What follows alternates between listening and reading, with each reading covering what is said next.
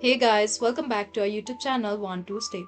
Today in this video let's learn about whether or not we can change our profile picture in Epic Games. So let's get started. At first let's get into Epic Games and make sure you are logged into it.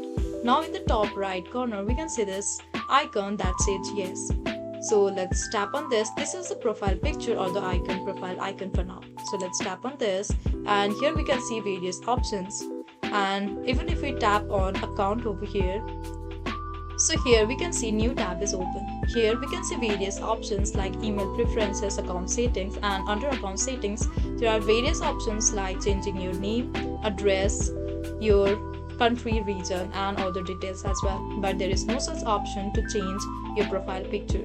So what we can do is simply get back, and if we change our username here, suppose here it's Sith, so it's yes, and if you write any name from D, your profile picture will be changed to D. So that is all we can do for now.